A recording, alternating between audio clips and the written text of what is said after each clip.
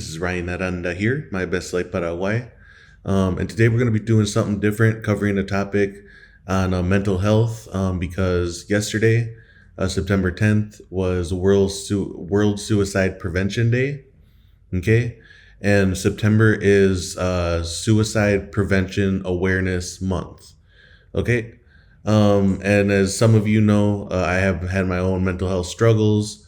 And when it comes to this topic in particular, I've shared my story as well, about the times where I've nearly lost my life because of suicidal ideation. Okay. And so I have mentioned that in past videos. I privated one video where I gave more detail. I think I'll make that public again. Not sure, but if I do, I'll include it at the end of the video, maybe in the description below. Okay. For those who are new to the channel, I'm Ryan Aranda. I've been living here for 15 months here in Paraguay, a year and 3 months. Okay. And originally I am from Paraguay, and I was adopted when I was 2 years old. So I lived a whole life in the United States, and I met my family here in 2012, 13 years ago at this point. That I visited ever since, and then I moved to Paraguay this last year, July of last year, which makes it 15 months. Okay. So, this is important to me. This is not talked enough about between men, and also other groups that are highly affected, but men in particular, who unfortunately take their lives at 4 times the rate of women. And also, I can only speak for myself as a man with my own experiences. But also I want to dive into a little bit about the statistics around adoptees, right? And international adoptees. Because that's you're adding even more layers of complexity to this conversation. Okay, so I know this is not for everybody. I know not everybody likes these conversations when I go into these, but this is all about life, right? And my channel is My Best Life Paraguay. But in to be able to live your best life, it's good to recognize and talk about some of these things and have awareness about some of these things that'll deeply affect your life or have deeply affected your life, right? I have a little bit of a platform now, so I think it's important to me to cover some of these topics. Okay, so I have a few clips here. We're going to start with number one being from CBS. World Suicide Prevention Day is September 10th. So I haven't seen any of these yet. I just kind of lined them up. They're shorter segments. Then I'll kind of tie all this in together at the end, then give my thoughts in between. Okay, so we're just going to go for it here.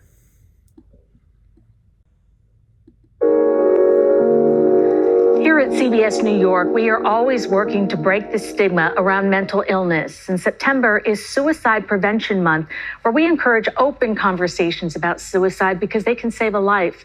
And joining us now is Candice Bravo, the executive director of the New York chapter of the American Foundation for Suicide Prevention, also known as AFSP. Candice, welcome.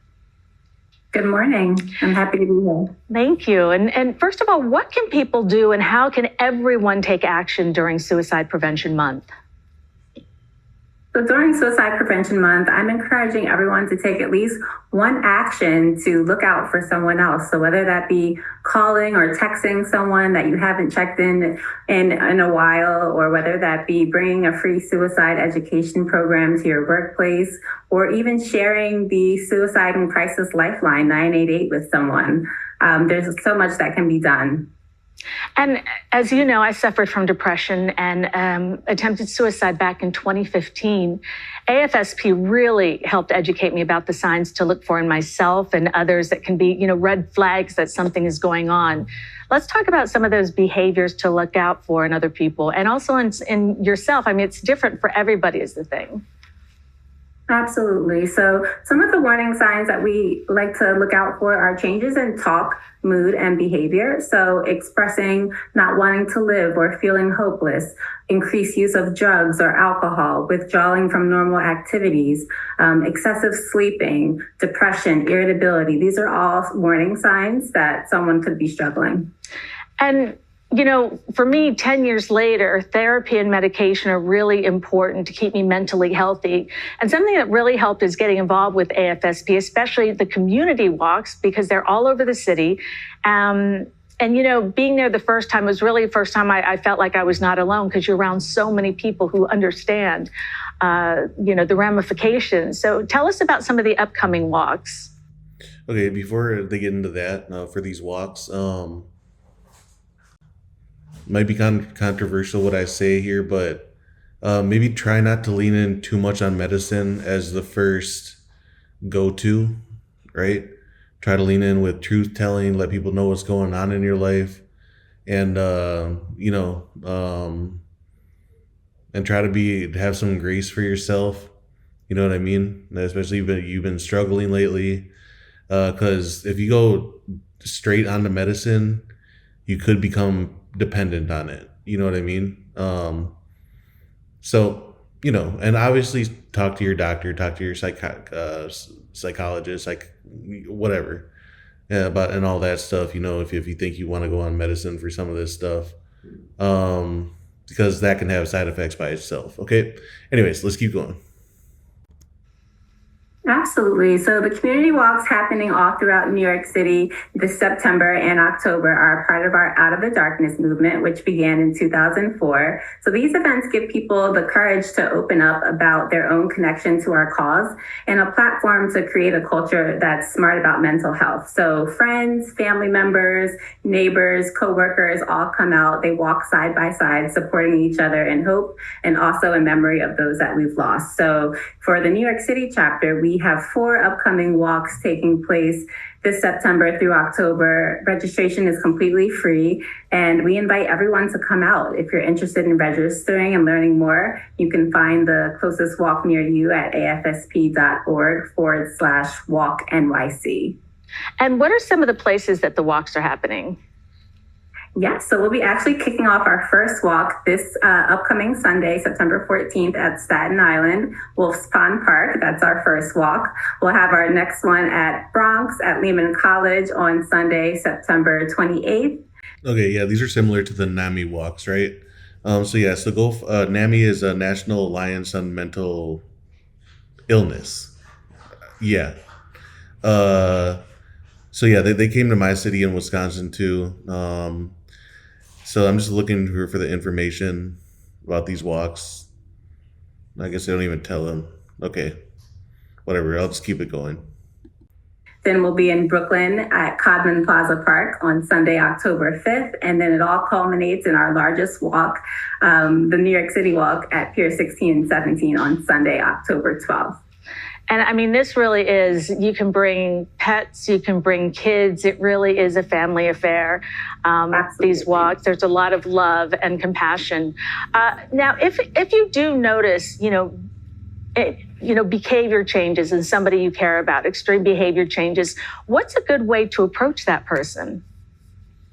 Yeah, so we really encourage at AFSP having authentic conversation with someone that you think might be struggling. So our advice is to talk to that person in private, gain their trust, and really listen to their story. So listen to what they have to say without judgment, and ask them directly, are you considering taking your life? Are you considering suicide? And they may not be, and that's fabulous. But if they are, please direct them to either reach out to the Suicide and Crisis Lifeline at 988, reach out to their doctor or their therapist. All right, Candace Bravo, thank you so much for being here, Executive Director of AFSP New York City. Thank you. Thank you, Cindy. And if you or someone you know is in crisis, call 988, the Suicide and Crisis Lifeline. Okay, very good. Okay, yeah. So yeah, call 988 if you are feeling. I'm gonna be honest. With y'all. I had to call that once, right? It was a year after my last attempt, right? And I just felt like everything was just crushing in my life, right? Like, again. And so I've had two serious attempts, I'm not going to lie. One was in my mid-20s and one was in my late 20s, right? And I have not since. And I found more purpose in my life. I've come to conclusions about a lot of things. And, you know, took myself out of situations as well, moved forward, literally moved across the world, and made a lot of changes that have helped me, right? But I know that there's a lot of people struggling with similar situations, similar environments, similar maybe people you need to let go of and not be around. And I know that's way easier said than done, especially romantic relationships, especially guys who really want to work things out, especially if you've been with your partner for a while.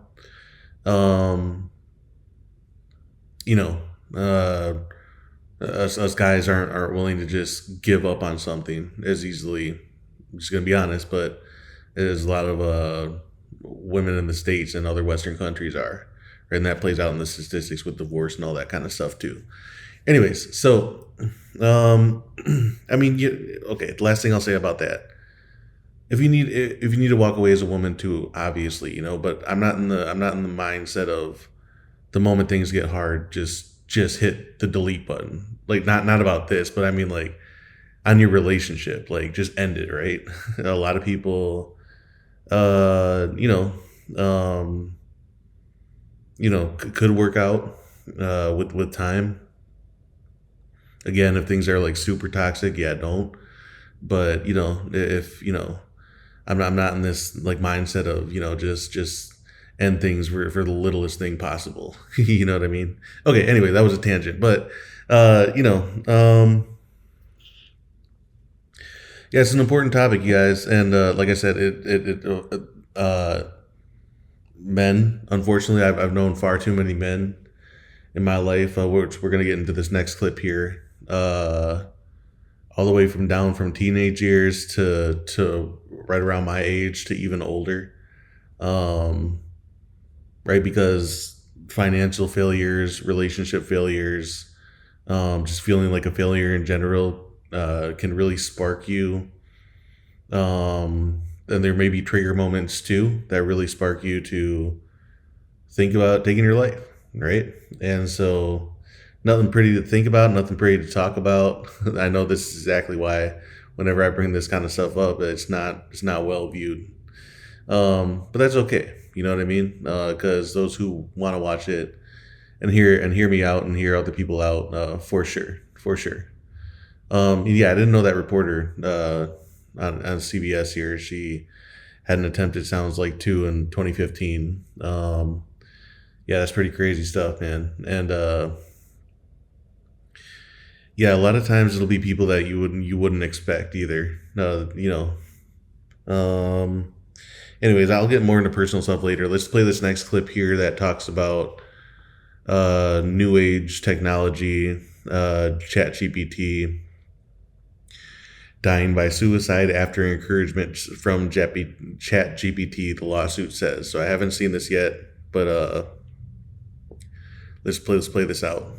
A tough turn now to a teenager's death by suicide encouraged by artificial intelligence. That's what the parents of an Orange County teenager are claiming in a first-of-its-kind lawsuit. And we want to warn you, the details of this story are difficult to hear. ABC's Rhiannon Alley has them for us. ChatGPT killed my son. That's what Maria Rain is claiming after the death of her son Adam back in April. She says after the 16-year-old took his own life, the family found months of his conversations with ChatGPT, a chatbot powered by artificial intelligence. Now Adam's parents are suing the company behind it, OpenAI, in the first known lawsuit against the company for wrongful death. They claim the chatbot went from helping Adam with homework to becoming a substitute for a human companion to eventually becoming a suicide coach, according to the lawsuit. Within 2 months, Adam started disclosing significant mental distress. And ChatGPT was intimate and affirming in order to keep him engaged and even validating whatever Adam might say, even his most negative thoughts. According to court documents, in one chat, the teenager sent a photo of a noose knot he had tied to a closet rod and asked the chatbot, "I'm practicing here, is this good?" "Yeah, that's not bad at all," ChatGPT responds. "Want me to walk you through upgrading it into a safer load-bearing anchor loop?" And after telling the chatbot he was thinking of telling his mother about his suicidal thoughts, court documents claim the chatbot responded, "I think for now it's okay, and honestly wise to avoid opening up to your mom about this kind of pain." In response, OpenAI says it is deeply saddened by Adam's death and has safeguards in place. The company saying Bro, that is wild. It said, I don't know if I should tell my mom. And this technology said, "No, don't do it." Bro, I mean, I was just watching a documentary on what is it? Super, not super technology, super oh man, I forget. But it's like it's the next level of AI, right? And you know, and this is why, man, this is crazy, dude. This thing literally told a teenager to not speak to another human. That's wild, man. That's insane. Um, yeah, and to take one look at this kid. You know what makes me sad is this is the first time that we knew somebody that took their life. Well, he was literally right his age, right? And until my last when I was been in the States, I always visit his tombstone, right? He wasn't my best of friends, but you know, we were in a youth group together in church, right? And I don't know, I always looked up to him because he was always such an outgoing, fun, charismatic guy, good with, you know, good at getting girls and all that stuff, and I always looked up to him, right? And so, you know, for him to take his life, you know, and he felt the reason he did it because he felt that he disappointed his parents, right?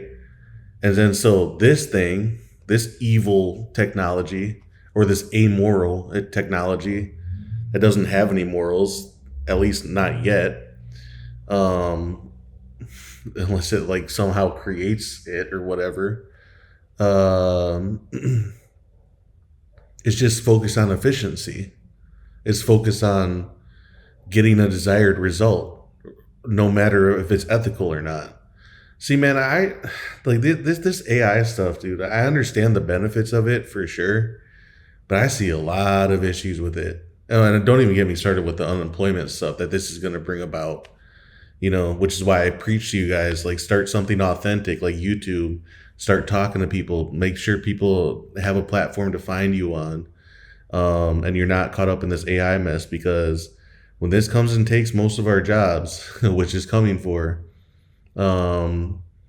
hopefully your side thing could elevate you a little bit to at least point people in the right directions for your sorry guys, for your next moves, you know. Anyways, this is really sad though, man. This kid is far too young, and again, I knew somebody, rest in peace, Seeger, you know, who took his life when we were all teenagers as well. So this is crazy, man. This is crazy. continuing to improve how our models recognize and respond to signs of mental and emotional distress and connect people with care, guided by expert input. Our top priority is making sure ChatGPT doesn't make a hard moment worse. The Rains are seeking financial damages, and they want more parental control features on ChatGPT. If you or someone you know is struggling, the Suicide and Crisis Lifeline is available at 988. Rhiannon Alley, ABC News, New York. Yeah, to most of y'all, you know, that kid looks, you know, completely normal. You know, maybe even an athlete, maybe had a healthy social life, maybe was even good with the girls, you don't know. And that's exactly how my friend was, right? But it's those types that are really hard on themselves, right? And okay, before we get into this next clip here, which has to do about statistics with men suicide rates, another person I want to bring up is actually two people I want to bring up, or actually three. I'll try to keep it short, but once again in college, we had a fraternity brother, and he was a very, very talented rapper, right? From the Twin Cities. His name was Andrew, right? And very talented, very charming, charismatic, driven. Got to college on scholarships, so very intelligent. Was good with the ladies. He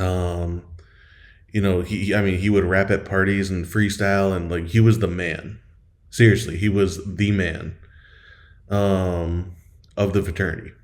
Like hands down, whenever Andrew came through, it was gonna be a good time. You know what I mean? And not only that, but he used to put people on, right? Like he used to inspire people. This is how you create your this is how you become better at your craft. I want to see you do better. I want to hear some bars from you next time, because he was deep in that scholarship community for kids getting scholarships to go to college for the arts, for like spoken word and freestyle and all that kind of stuff, and then one day I was actually graduated by that point. I was a year graduated, and I was going to see my girlfriend at the time in Indiana, right? And I got the news that he took his life, right? And I was sort of in the music myself, kind of like in the underworld of music, right? I didn't even really tell him about it because I felt ashamed because I wasn't even to his level, and I was more of a singer anyway. But anyways, and that very day, man, I wrote him a song. And it was one of the best songs I ever wrote in my life, right? It's called "We Miss You, Andrew," right? And it's sad, man, because I'm telling you. It's not always the guy that's down and out. That's very easy to tell that, sometimes us guys, us men, we're so hard on ourselves, right? And I don't know his full story of why he did it, right? But of my speculation, he was just struggling after college, man. Like a lot of us. Like I had to bartend and serve, and I wasn't getting anywhere, and I thought that was the right thing to do, at least for a little while I could kind of have a little more time to focus on my music. But then I wasn't getting paid enough, and I was being disrespected, and I got in a relationship that wasn't good for me, and then I felt even more disrespected. And then I wasn't meeting up to society's standards and all this stuff, and I wasn't improving. I had a good, I guess, people who in some ways looked up to me at the time, because I was kind of also during that period organized like a Latin night at the bar I worked at, and I was deep into music as well, getting into that game a little bit. So I had some people who wanted to like be around me, but there's something really, really missing in my life too, though, And the one thing that really kind of started changing me was when I came here to Paraguay and to Paraguay, and I met my biological family, and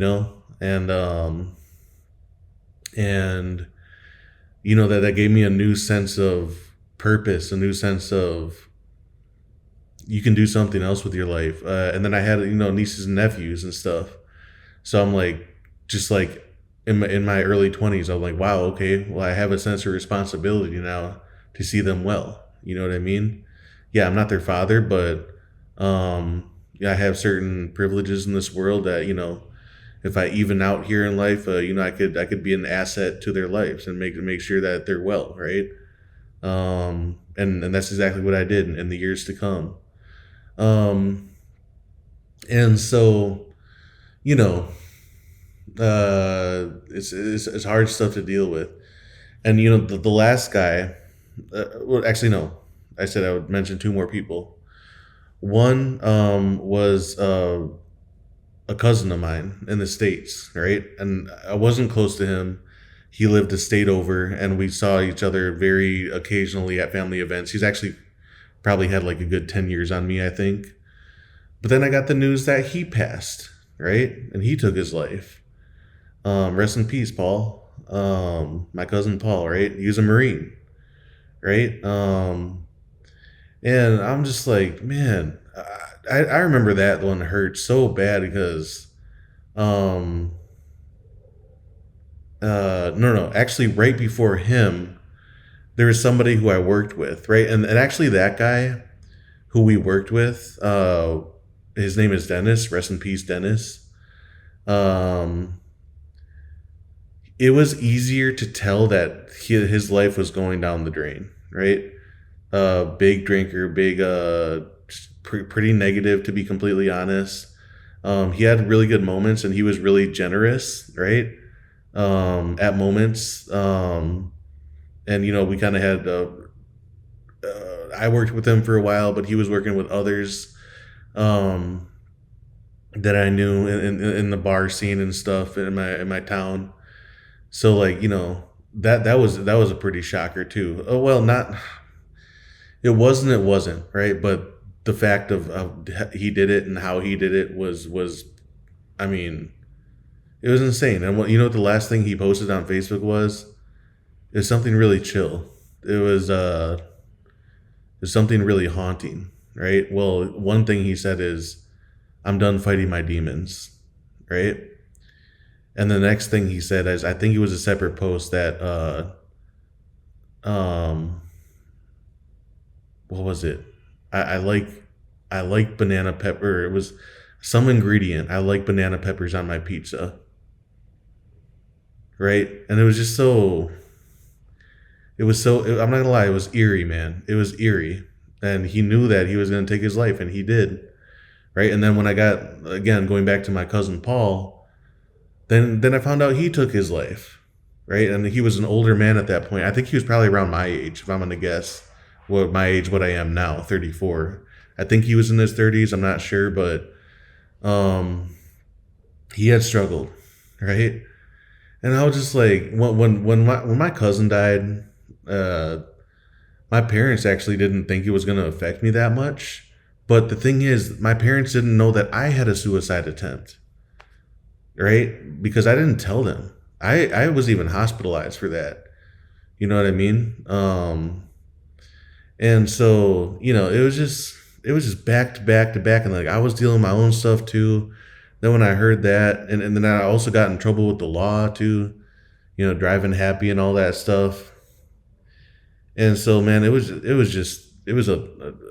nightmare and a storm, right? And then, yeah, I'll just keep it honest, man. But God, I'm even missing somebody else here now. Those were the four most impactful, right? A couple others died by overdose as well, right? Which I pretty much put it up there with suicide as well. Because there comes a point when you start consuming some of these drugs, which thank God I've never have, the hard stuff, right? That you come to a point where you know that every time you shoot up or whatever, you're playing with your life, right? So, we've also lost quite a few people to overdose, right? So, I mean, I remember talking to a good friend. I was like, dude, how do we know so many people who have passed? And then we had, then a little bit later, we had other people pass to illness. Like, I was like, my God, dude. And then, and then I was finding out other friends had, like, either, if they didn't attempt suicide, they thought about it. You know what I mean? And I was like, damn, and yeah, and it's crazy, man. And so my last time when I lost the will to live, and there's something that sparked that for all that to go down, a deep trauma seated in me, right?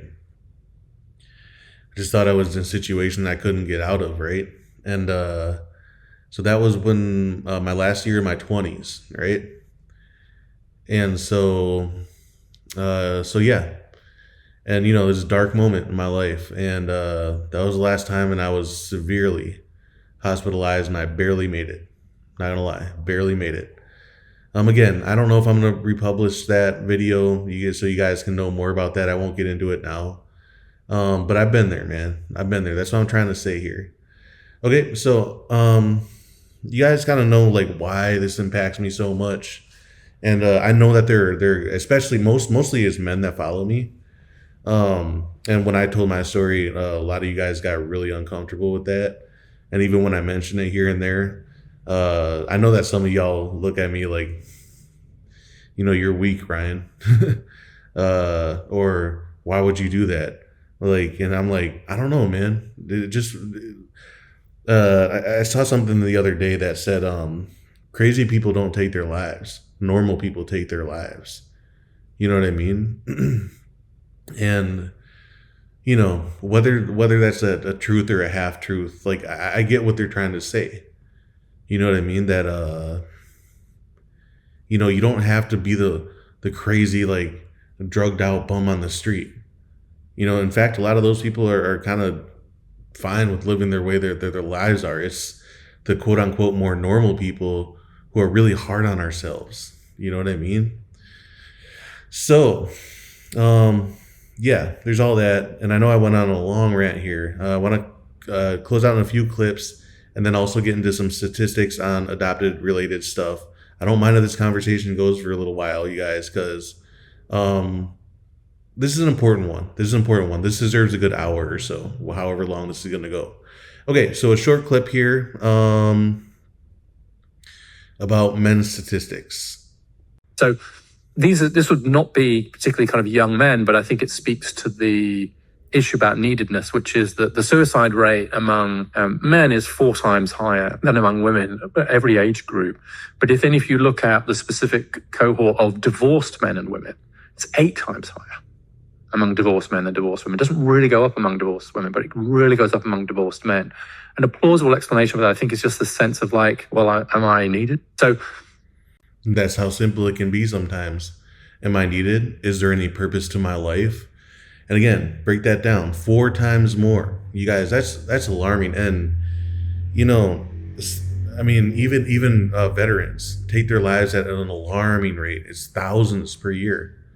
More veterans die by taking their own lives than they do in actual combat. That's insane. You know what I mean? That's insane. That should not be happening. I know that there are institutional or societal things that we need to work out, whether it be access to healthcare, make sure the VA system is good. And where I'm from, it's actually pretty good, but not everywhere. You know what I mean? So it's just wild, man. It's just wild. The 4 times, and then and then he said once you become divorced, it's 8 to 1, 8 times more likely that a man's willing to take more likely to take their life after they get divorced. That is insane, you guys. That is not okay, right?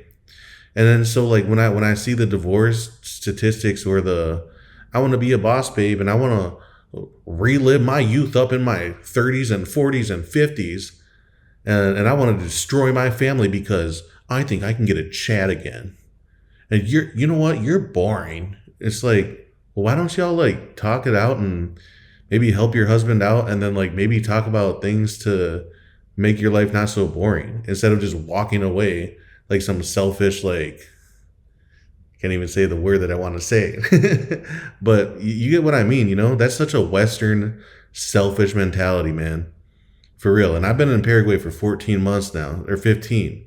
You know what I mean? So like here, it's the exact opposite. The guys, they don't know what they have. But in the States, it's the women. They don't know what they have. You know what I mean? And yeah, man, and it's all a mess. So that divorce statistic is wild, right? And especially because what is it, like 80% of divorces are not even initiated by the man. You know what I mean? And again, if there's like serious stuff going on, like physical abuse or whatever, like, yeah, okay, end it. You know what I mean? But like, Jesus, like the individualism and the selfishness to the levels that it's at in society, and being in somewhere where, yeah, it's starting to creep in a little bit more with the younger generations, but Paraguay and Latin America, because of our high our ability to stay closer to a family, have a stronger community, have a stronger sense of purpose and self, and knowing that we're more of a collective and not everything is just me, me, me, me, me, me, me, me, me. It's actually our husband and our kids as well, if you're a woman. And for us, it's like our woman and our kids, right? Now, a lot of local men are very spoiled and they don't know what they got. So they'll end up having multiple families and stupid stuff like that. Like, and there's hardly any consequences. Just like in America, there's hardly any consequences for women who want to break everything off because, again, they want to, whatever, I'm bored, or I want to relive my youth, or some shit like that, Anyways, I won't go in and have everybody hate on me. But anyways, but it's serious, man. And the numbers play out, man, and it's not good. It's not good. Okay. So real quick, let's get into the numbers here. And this is by this is from the National Institute of Mental Health, okay? And so, where was the stat? Okay, down here. I don't know if you guys can see this, so I'll zoom in a little bit. Hopefully it doesn't skew it. Yeah, in 2023, the suicide rate amongst males was nearly 4 times higher, 22.8 per 100,000, than among females, 5.9 per 100,000. Now, what I have seen in younger generations is that I believe young females may have more attempts, right? Or whether they're not okay. We'll have more attempts than younger males, but males are more likely to actually carry it out to the very end, right? I think that's what the difference is when they started becoming all those articles popping up a couple of years ago that there's more suicide ideology amongst young girls, and I think that that's when they start maybe doing some drugs, pills, etc., right, which start counting towards attempts in some situations, right? But guys, I'm telling you, and I know this because like every single guy that I know has tried in a violent way, right? And I think that's one of the biggest differences is like, guys are willing to pick up weapons or ropes, you know what I mean? To end it. And I won't even go into any more detail beyond that, but I'm not even going to pull up statistics on that because that's going too far with this conversation, right? But I know that at least anecdotally, for sure. And then once we get the news later of how the person did it, it's usually in a violent way for men, right? And man, it's so sad, dude. It's so sad. Okay, let's keep going here though. So this is where we're gonna dive into now. An extra layer on top of all of this is adoptees, right? Adoptees. Am I even saying it right? I don't know. I should know this, right? But let's go into this short, the silent struggle of adoptees. This lady up here is an adoptee. I believe she's in her 40s. And her name is Dr. Liz. I'm forgetting Dr. Liz DeBetta. And I actually did reach out to her, and I don't know if she's willing to or wants to, but I'll see her response later. I would like her to come onto the channel so we can have a full conversation, me and her. I think that would be very good for the adoption community as a whole. And we can go back and forth. I know I'm a little bit more off the cuff than what a lot of people, and she's very polished. She's a doctor, right? And I'm very much I'm from the barrio, homie. You know what I mean? Nah, but like, like where I'm born, like I'm a kid from the barrio, and like it's always kind of shown in me, like through my moments in my life. Like, I'm kind of a rebel. Even when I'm here on YouTube, I kind of talk more like I might I might be way more unpolished than a lot of people. Okay, anyways, let's get into this. Yeah.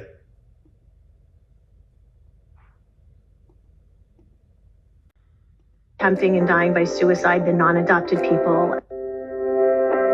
Here's, like adopted people have much higher rates of attempting and dying by suicide than non-adopted people. And there are significant mental health challenges that go unaddressed. I spent 15 years in therapy never talking about adoption, right? And the more that I learned and connected it to my own experience, the more I realized like I needed to do this work, not just for myself, but for other people. And so like my parents, there were a lot of difficult conversations because they can't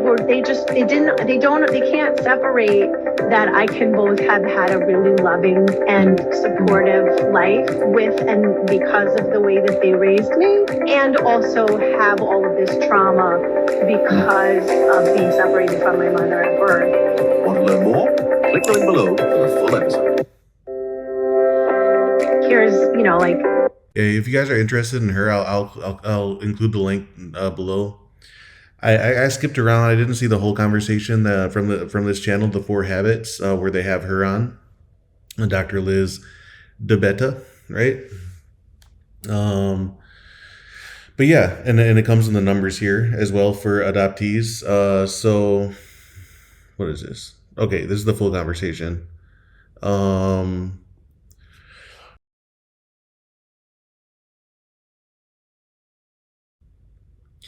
Okay, this is your website, which I reach out to her on. Okay, so I want to read this. This is also from the National Institute for Mental Health. Yes, from the same website I just read off of for the statistics for men. Right? And so this goes into the Swedish studies, but I know it's the same. I know it's the same for the US, right? So anyways, reading off this for those who may be listening to a podcast or just can't see this small print on the screen here. The background, non-European international adoptees, which they're trying to say adoptees of color. Well, okay, maybe not.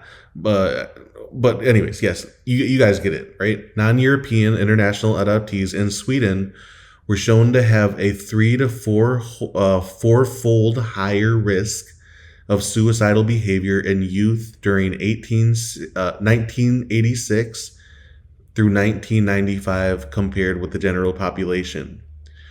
The aim of this study was to investigate whether this high risk persists beyond youth and in later cohorts. Yes. Yeah, adjusted RR for suicide in non-European international adoptees was high at age 18 to 22. Yeah, that's a very critical age. And decreased gradually to age 33 through 43 when the risk was similar to Swedish born. Yeah, see, this starts to make sense, right? Because your brain is more fully developed in your late 20s. Maybe you're starting to figure something out with life. Maybe you're starting to come to your own personal conclusions and solutions and that kind of stuff. Anyways, but it continues to say, but remained higher than Swedish born in all age classes. Okay. So risks for both outcomes were greatest around 3 times higher. Okay, that's okay. 3 times higher compared with the Swedish born in the oldest birth cohorts of non-European international adoptees. Okay. Yeah, so the point is it's much more likely for an adoptee, right? And I don't even need to read all this because I know exactly why. It's because we are traumatized as children, right? And a lot of mental health issues actually go back to your trauma as children, right?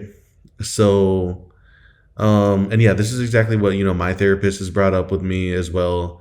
I kind of threw it to the side, especially in my 20s. I was like, nah, man, I mean, this stuff ain't bothering me. He's like, no, it very much still plays a giant factor, And so, I'm going to say something controversial here, but, throwing this, being adopted, on top of growing up in America in a society that, if we're going to be honest, doesn't really value men or men's contributions or, just men in general. And then, especially now for the younger generation, this doesn't really apply to me at all, but, younger folks, it's hard for them to date. And then, it's hard for them to find any kind of economic outcome that's going to project them to have a nice, healthy lifestyle or life in general. You throw all that and then you throw on some childhood trauma. Yeah, this is exactly why the numbers play out the way they are, right? Not even including talking about the school system and overly feminized society and all that compared to other countries around the world. So yeah, I understand why the numbers are the way they are, for sure. But most of it comes back directly to being abandoned in one way or another. And I know people say, don't use that word, Ryan. It's not the correct word in every case, but every single case is a version of abandonment, right? Unless there is some, the only exception to that would be the birth mother passed away or something like that, right? But if there is any sort of cognitive decision to give up your child, that's a form of abandonment, right? And you try to correct that throughout your life, in certain ways, and find meaning and purpose. And it's harder, right, as an adoptee to find meaning and purpose when you don't even really know where you're from. You know what I mean? So, all interesting stuff here. I know I bored you guys with some of this study. Didn't really even make sense to me, some of this stuff. But you guys get it. You guys get the point, okay? Yeah, last things are... oh yeah, this is the last things. Just wanted to mention quick the TIES program. Shout out to the TIES program. If you guys don't know what the TIES program is, it's they help international adoptees reconnect with their families, right? But they had a post down here on September 5th for this month here that says they have wellness subsidy programs can be applied towards their heritage trips, which are basically their reconnection trips, I think, or they're getting to know your country trips. You guys can read more about all this stuff. But yeah, so they had another post here actually. Sorry, let me see real quick, you guys. That had to do with mental health. Yeah, anyways, I probably can't find it, but okay, yeah. Point is the TIES program has resources for people who want them. If you're wanting to link up with your family, or just they have other resources too, in like a community where you can talk to other international adoptees. So get in contact with them if you want. And yeah, I know that I'm okay. So I guess I'll close this out now. So I'll just bring up my page, I guess. You know, I'm pretty crazy. I'm pretty crazy, man. So my solution, my best life Paraguay solution, is not going to be for everybody. I know that, right? I know that not every adoptee is going to have an urge to get to know your roots, let alone integrate yourself within your family for years and decades to come, and then even move to your country of origin, right? So I've done a lot, you know what I mean? And so, I met a lot of my cousins, man, when they were kids, and yeah. So I guess just getting back to the whole mental health stuff in general here. take care of yourselves. I know that's easier said than done. Remind yourself that you're not the only one going through it, but your situation is still needs to be addressed, and you need to find help, and you need to talk to others, and you need to remember that we only have a limited time on this planet, you know? We really do. And so why not I'm not being condescending when I say this, but why not just play it out, man? You know, we're all going to meet our maker one day. Don't go to the grave too early. And believe me, I wish I could have told myself that the two times that, I almost met my maker early, you know? And, you know, I, I guess for men, we really shut ourselves out of society when we really go through some stuff struggling. There's the infamous Instagram reel. I don't know if I can maybe find it quick here. Um, but uh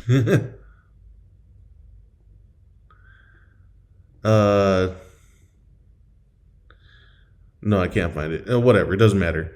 But the point is that there's an Instagram reel that basically, like, it shows men who have taken their lives, um and they were, I believe, they're all young men, and some even fathers, right? And then you can see the tunnel vision in their eyes, right? And they look like they're at their end, right? They're at their mental end. They're at their end, and they're at their end, right? And I've had that same tunnel vision look where I just hate everything, man. I just, like, not hate everything, but I despise the next moments of moving forward. You know what I mean? Um, and it's hard to deal with, you know? And other people should be able to tell your sadness, but if you close yourself out too much, they won't be able to, right? And then also, kind of, society expects us to be these ever forgoing rocks of and pillars of manhood at all times, right? And we can't, man. We get we get exhausted too, physically, mentally, like, with all this stuff. And especially us, man. Like, we have to, we carry so much weight on our shoulders as men. I know women do too, but for us, it's very personal. If we're not in a healthy projection, if we feel like we're losers, if we feel like we're falling behind, if we feel like we're not respected, if we feel like we have no purpose, if we feel like we're just done, you know? And so, anyways, um, I'll be doing that throughout this month too, actually, as well. I'll be getting in contact with folks from the past too, uh, friends of mine who I haven't checked in with. Um, yeah, just to make sure how they're doing, and yeah, and family as well this month too. I've been really kind of losing myself to my schedule, losing myself to what I was just talking about, trying to get ahead, growth with all this stuff. It's never ending, man. It really is never ending. And but you gotta stay in that fight, dude. Really, truly, you gotta stay in that fight. Young women, young men, of all ages, actually, uh, our time will come, right? And let's, for the love of God, don't shorten that length of time. Have it be natural when it comes. Okay, I think I'm out of here. Again, this is a National Suicide Prevention Awareness Month, and that's why I'm talking about this stuff. And again, I know that this isn't, and it is not for everybody. Some guys only want to talk about women and money and that kind of stuff. But, you know, this deep internal stuff needs to be addressed, right? And if I'm one voice on the internet that maybe, you know, just maybe some of y'all can relate to or find some comfort in listening to at least somebody talking a little bit openly about this who you may relate with, I'm your guy. And, you know, you guys can hit me up on an individual level on Instagram, email, whatever. Comment below if you want it to be public comments, you know. Besides that, you guys, I'll see y'all in the next one. And take care of yourselves. Take care of yourselves. Again, this is a heavy topic, but I love y'all, man. Y'all are the best. And I will see y'all in the next one. Peace.